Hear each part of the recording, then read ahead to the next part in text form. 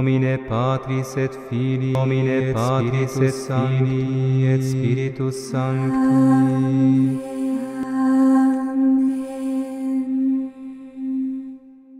Cerero in Deum, Patrem omnipotente. Comme je le disais au début de la messe, aujourd'hui, c'est le dimanche du choix, ou le dimanche de faire ou de refaire le choix. L'Église nous invite aujourd'hui, une fois de plus, à choisir notre Dieu. Et nous sommes invités à faire ce choix de manière qui soit personnelle, mais un choix qui ne se limite pas simplement à moi-même, mais un choix qui va toucher aussi toutes les personnes qui m'entourent.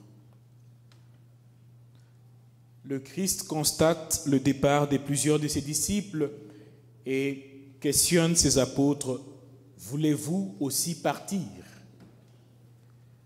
Josué, dans la première lecture, pose aux gens de son temps la question « S'il ne vous plaît pas de servir le Seigneur, choisissez aujourd'hui, qui vous voulez servir. » Mes frères, mes sœurs en Christ, shalom. Depuis plusieurs décennies, l'on remarque que plusieurs personnes se fatiguent. C'est quoi le micro? Le micro se fatigue aussi.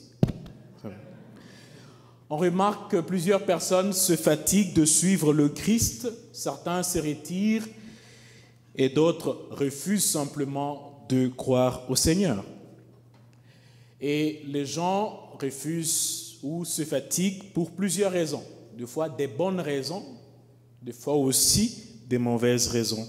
Parmi les raisons, il y a ceux qui disent par exemple que je ne pratique pas ma foi parce que c'est devenu trop plate.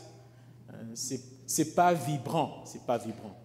Par exemple, il y a des communautés où vous allez dans des messes, donc c'est même chanson au départ, au début de la messe, même personne qui lit, même ornement liturgique, et au fur et à mesure, ça devient plate. De temps en temps, il faut qu'on change un peu de chanson, qu'on change un peu de lecteur. Ces choses-là rendent la vie bonne et continue. Donc, il y a certaines personnes qui ne pratiquent pas parce que dans la communauté, il n'y a pas de vie. Pour certaines personnes, ils ne pratiquent pas la foi. Pourquoi? Parce qu'ils trouvent que le Christ devient trop exigeant.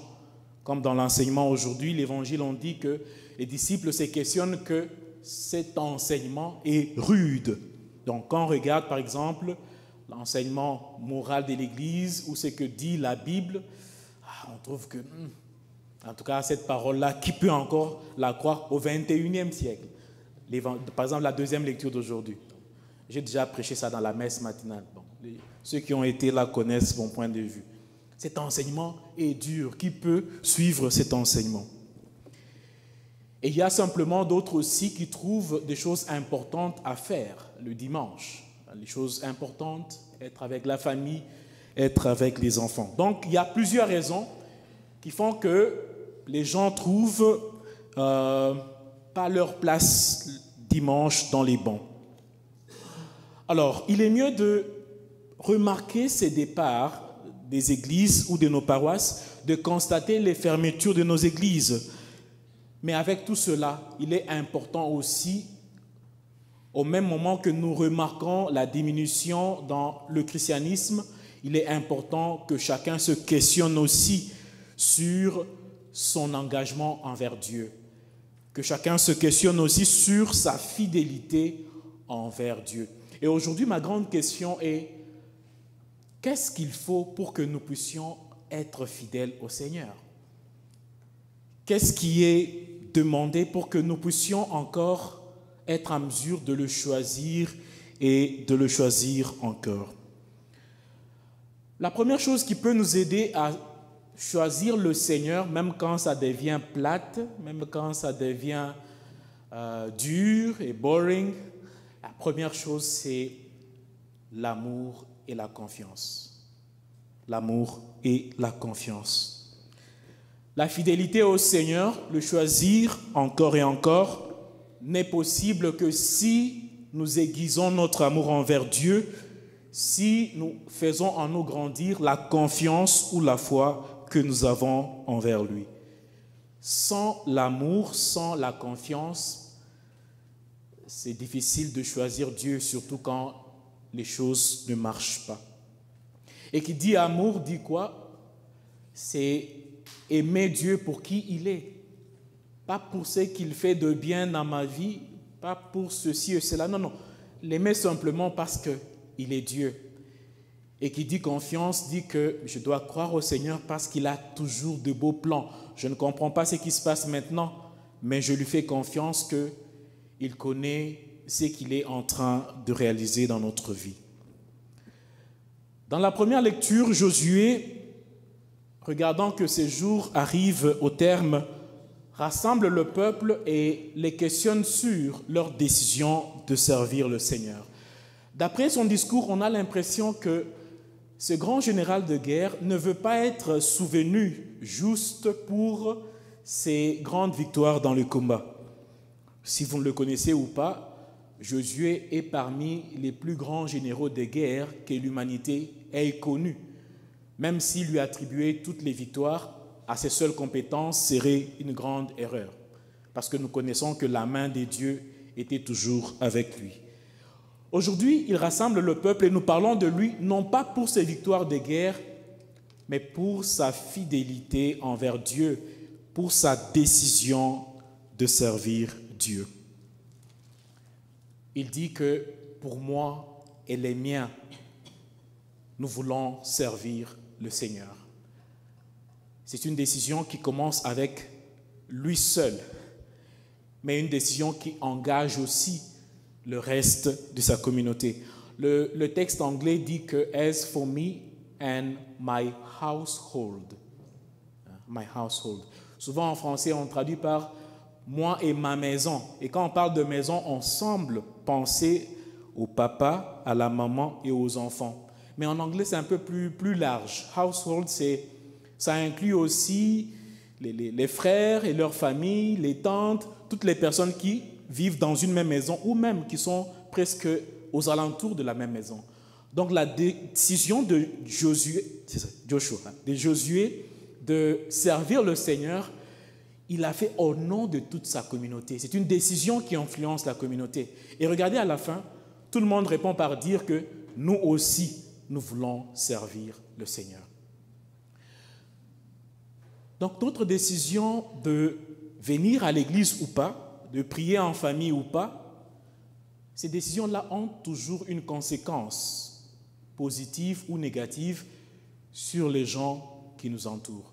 Aujourd'hui, on peut se poser beaucoup de questions. Nous avons amené nos enfants au baptême, nous avons amené au sacrement de l'église, mais ils ne pratiquent pas la foi. Oui, peut-être parce que nous avions pris cette décision-là seuls. Elle n'a jamais été une décision pour impliquer aussi le reste de notre famille. Nous avons tellement respecté la liberté de nos enfants ou de ceux qui nous entourent au point qu'aujourd'hui, notre décision-là les a laissés, les a exclus de la pratique de notre communauté. La deuxième chose que nous devons, n'est-ce pas, regarder ou nous servir pour pouvoir augmenter encore notre foi, la fidélité au Seigneur, c'est regarder en arrière, regarder dans le miroir.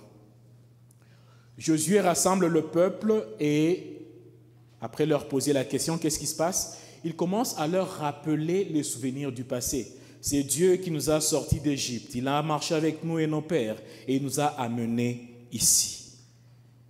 Il est toujours important de se souvenir de ce que Dieu fait dans nos vies. Cela va nous aider à l'aimer plus. Cela va nous aider encore à lui faire confiance. Sans le souvenir, il n'y a pas de présent. Et sans le passé, il n'y a pas de futur. Ici au Manitoba, si nous regardons les plaques d'immatriculation de nos voitures, le slogan qui est accolé là, c'est quoi encore? C'est friendly, n'est-ce pas? Même si vous ne conduisez pas toujours friendly, c'est ça, non? Surtout quand vous entrez dans le parking de la paroisse, À Québec, j'aime beaucoup le slogan. Je n'ai pas dit que je n'aime pas ce qui est aussi. Okay. À Québec, le slogan qui est à Québec, c'est lequel? Il y a des Québécois ici. Je me souviens. Ah oui, c'est très important. Je me souviens. Je me souviens du passé, je me souviens de l'histoire. C'est très important d'avoir le souvenir avec nous dans la vie.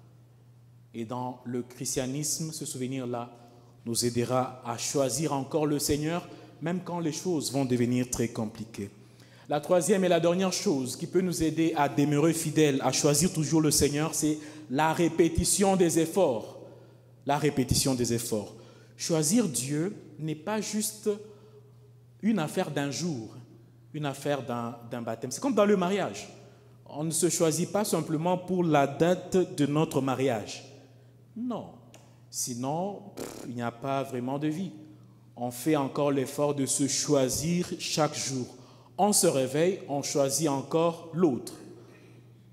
On se piétine le pied, on se réveille, on prend encore la décision de marcher ensemble. On se choisit dans le bonheur comme dans le malheur. C'est la même chose aussi dans le christianisme. Dans le christianisme, pour vivre avec Dieu longtemps jusqu'à la fin, il faudra se réveiller chaque jour, choisir encore Dieu. Se réveiller encore, choisir encore Dieu. Mes frères, mes sœurs, nous ne sommes pas juste un peuple qui est choisi par Dieu. Nous sommes aussi un peuple qui choisit et un peuple qui doit choisir notre Dieu. À la fin de l'évangile, Pierre aujourd'hui nous pose une très belle question. Souvent, nous, les prédicateurs, nous ne sommes pas toujours bons. Je pense qu'au ciel, nous aurons des problèmes avec Simon-Pierre. Parce que quand nous allons entrer, il va être à la porte. Il dit, vous là, vous avez prêché simplement sur mon reniement.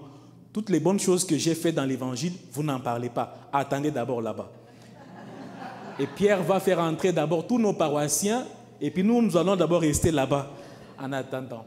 Il faut qu'on parle aussi des bonnes choses que Pierre dit. Aujourd'hui, il parle aussi au nom de tous les disciples.